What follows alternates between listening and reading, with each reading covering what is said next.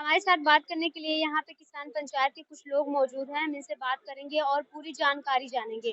Sir, सबसे पहले आप अपना परिचय बताइए। मैं जयप्रकाश नारायण, अखिल भारतीय किसान महासभा का ऑल इंडिया वाइस प्रेसिडेंट और उत्तर प्रदेश का प्रेसिडेंट। संयुक्त किसान मोर्चे से जुड़े हुए हम लोग हैं और दिल्ली के बॉर्डर पर भी जब तक चला आंदोलन हमारे 3 कैंप काम करते रहे, सीकरी, सिंघू और गाजीपुर पर, और उत्तर प्रदेश में पिछली पंचायत में और अब भी है, और जिले जिले में जहाँ भी आंदोलन चल रहा है हम लोग एक सक्रिय भूमिका में हैं। आज संयुक्त किसान मोर्चे ने निर्णय लिया था कि आंदोलन 26 नवंबर 2019 से शुरू हुआ था, दो साल 20 में। तो तय हुआ था कि भाई हम दिल्ली चलेंगे और सरकार ने नहीं पहुंचने दिया, तो लोग बॉर्डर पर बैठ गए और 13 महीने के अथक परिश्रम, दृढ़ता, आपसी एकता, समन्वय और किसानों के आपसी सहयोग के बल पर भारत की सबसे क्रूर सरकार अब तक के इतिहास की मोदी सरकार को पीछे हटना पड़ा और उन्होंने 3 कानून वापस लेने की घोषणा की एक तरफा। बाकी के लिए उन्होंने, उनके सेक्रेटरी कृषि सचिव ने एक पत्र भेजा किसान मोर्चे को, इस पर हम सकारात्मक रुख अख्तियार करेंगे और उन आगे आने वाले सवालों को हल करेंगे। लेकिन अभी तक उन्होंने कोई वार्ता नहीं बुलाई। एमएसपी के लिए कमेटी बनाने की बात थी, उस कमेटी में किसानों के प्रतिनिधियों को इतना कम स्थान दिया गया है, उस कमेटी में किसानों के जाने का कोई मतलब नहीं। 31 सदस्यीय कमेटी में 3 लोगों को रखा गया है जो किसान मोर्चे से रहेंगे।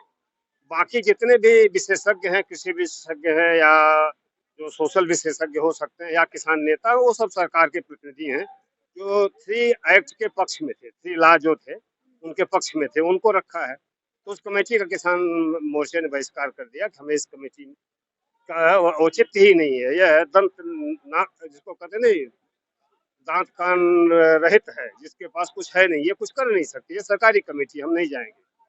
उसके बाद से आप देख रहे हैं कि जो बड़ा सवाल है किसान आंदोलन का कि एमएसपी की गारंटी करो, खाद्य सुरक्षा के लिए जवाबदेह हो, किसानों के एमएसपी के जो फसलें हैं उनकी संख्या बढ़ाओ।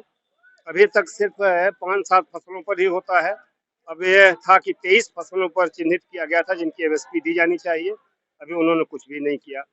सबसे बड़ा सवाल किसानों के हत्यारे अजय मिश्र सैनी को अभी तक उन्होंने मंत्रिमंडल में बनाए रखा है और गृह मंत्रालय में एक से एक नगीना है। आप जानते ही हैं, जो प्रमाणिक साहब हैं उनको वो बलात्कार और हत्या का मुकदमे, जो दूसरे इनके सहयोगी हैं इनके ऊपर कई मुकदमे हैं।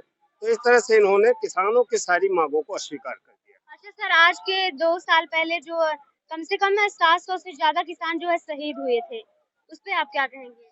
हम उन शहीदों को पूरी सम्मान के साथ, हमारे इतिहास के वो सबसे बड़े नायक हैं, हम उन्हें उसी तरह से देखते हैं जो राष्ट्रीय आंदोलन में लोग शहीद हुए हैं। उन्होंने भारत के किसानों के लिए, भारत के कृषि की स्वतंत्रता के लिए, कारपोरेट लूट के खिलाफ अपनी जिंदगी बर्बाद दी है। उस जिंदगी का सम्मान करते हुए किसान आंदोलन आगे उनको कुर्बानी के रास्ते पर आगे बढ़ेगा। उसी को देखते हुए आज शायद आप लोग उसकी बरसी भी यहाँ पे मना रहे हैं। नहीं, किसान आंदोलन का 2 वर्ष हुआ है। 2 वर्ष उसकी हाँ हाँ हाँ, आज हुआ है। शहीद तो लोग उसके बाद होना शुरू हुए, पहले दिन शहादत नहीं, दूसरे दिन से शुरू हुई है और जाने तक 700 करीब 41-42 किसान शहीद हुए थे। अच्छा, यहाँ पे कितने लगभग किन किन जिलों से किसान आए और लगभग कितने किसान यहाँ पे हमें देख सकते हैं कि पूरी तरफ हमारे यहाँ पे किसान ही किसान आपको ग्रीन टोपी में, और यहाँ पे पूरे किसान लोग यहाँ पे आपको दिखाई देंगे। इतना बड़ा जो इको गार्डन है, धरना स्थल है, ये साफ तौर पे इसे खुली जेल भी बोल सकते हैं। यहाँ पे वो पूरा गार्डन आपको खचोखच भरा नजर आएगा, क्योंकि जब किसान रोड पे उतरता है तो सरकार को अपने घुटनेआन होते हैं। वो जो मेहनत करते हैं खेतों में, उनके ही द्वारा लोगों तक घर तक जो है अन्न पहुंच पाता है। और जब किसान जो अपनी आवाज उठाते हैं तो उनकी आवाज जो है सरकार को माननी ही पड़ती है। क्या कहेंगे सर? देखिए, आप नेशनल मूवमेंट में भी देखिएगा, जब तक किसानों की भागीदारी नहीं शुरू हुई तब तक नेशनल मूवमेंट का कोई नेशनल मूवमेंट का कैरेक्टर नहीं बना। जब गांधी जी ने असहयोग कहा तो उसके बाद से ही गांव गांव में चौरी चौरा की घटना हुई और जिसने भारत के गांवों को हिला दिया। और आदिवासियों को तो लंबे लंबे विद्रोह हैं। तो राष्ट्रीय आंदोलन का भी चरित्र किसान आंदोलन से ही जुड़ा हुआ था। मध्य वर्ग तो उसे एक सरकार के दायरे में ही देखता था, लेकिन बुनियादी आजादी का सवाल किसान आंदोलन के साथ जुड़ा। और नेहरू हो, पटेल हो, यहाँ तक कि गांधी जी भी चंपारण गए। यानी जो जितने भी नेशनल बड़े लीडर हैं, सब किसान आंदोलन के साथ कहीं न कहीं संबद्ध होकर के आए। इसलिए हम यह मानते हैं कि भारत के इस समय बदलाव के लिए या डेमोक्रेसी बचाने के लिए भी अब किसानों को के संघर्ष के बल पर ही बचाया जा सकता है, क्योंकि हमारा मिडिल क्लास तो इस तानाशाही के सामने समर्पण कर चुका है। उसकी जितनी संस्थाएं हैं वो लगभग अपना औचित्य खो चुकी हैं। अभी किसान मजदूर या अभी सबसे गरीब लोग ही भारत में लोकतंत्र के रक्षक हैं, और यह किसान आंदोलन भी उसी का पार्ट है जो भारत में चल रहा है। बेहतर भारत के लिए, भारत के भविष्य के लिए, खुशहाल भारत के लिए जो एक लड़ाई चल रही है, आंदोलन उसका हिस्सा है, और हम उसके साथ समग्र रूप में इसको देखते हैं, हम विखंडित रूप में नहीं देखते। अच्छा, अब इतने किसान यहाँ पे इकट्ठा हो गए हैं, अपनी आवाज उठा रहे हैं, तो क्या लगता है अब जो आपकी मांगे रह गई हैं वो अब पूरी हो जाएंगी? देखिए, अभी हम इस सरकार से बहुत उम्मीद नहीं करते, जो इस सरकार का चरित्र है। इन्होंने तो बल्कि किसी और सरकार से करते हैं क्या उम्मीद? नहीं, हमें इसी सरकार से उम्मीद कब करनी चाहिए, सवाल है। जब तक जनता की एकता और संघर्ष उस तरह से नहीं होगा जैसे हमने दिल्ली को घेर रखा था, हम वैसे संघर्ष की तरफ नहीं जाएंगे, तब तक यह सरकार पीछे नहीं झुकेगी। इसलिए हमारी तैयारी का दौर है। यह किसान आंदोलन पार्ट 2 का रिहर्सल चल रहा है।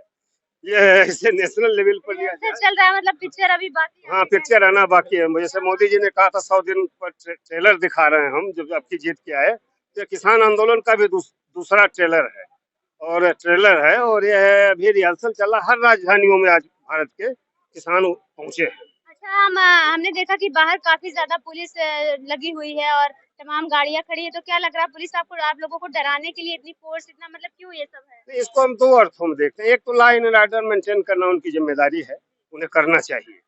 उसी तरह से अराजकता, क्योंकि बीजेपी का एक चरित्र है कि वो आंदोलनों में लंपटों को भेज करके अराजकता पैदा करती है, एनार्की पैदा करती है। उस एनार्की को रोकने के लिए भी इसका एक मतलब हमारे लिए है। दूसरा, जो राज्य का आतंक होता है, राज्य बिना भय के चलता नहीं, तो भय स्वाभाविक पैदा करना चाहते हैं। उन्होंने गांव गांव में भय पैदा किया। कई जिलों में, लखीमपुर में, आजमगढ़ में उन्होंने कई गांव को घेर लिया, निकलने नहीं दिया। लोग लड़ के रात के 2 बजे 3 बजे घर छोड़ के निकले। तो ये दोनों पार्ट है, हम दोनों अर्थों में इसको देखते हैं। तो क्या लगता है किसान कैसे डर जाएंगे इन सब चीजों से? नहीं नहीं, अब देखिए पूरी दुनिया में देखिएगा, राइट ट्रेंड इस समय है जहां एक आतंक डेमोक्रेसी के माध्यम से, इलेक्टोरल डेमोक्रेसी से फासिज्म दुनिया में दिख रहा है। तो उसका पार्ट है, वो डराना चाहते हैं, वो चाहते हैं भारत को डरा दे, लेकिन गांधी तो नहीं डरे। तो आज क्यों लोग डरेंगे? उनके वारिस तीसरी पीढ़ी है, चौथी पीढ़ी है, एक नहीं डरेगी उनसे। हाँ, कुछ लोगों में भय ये पैदा कर सकते हैं, डरा सकते हैं, कुछ लोगों को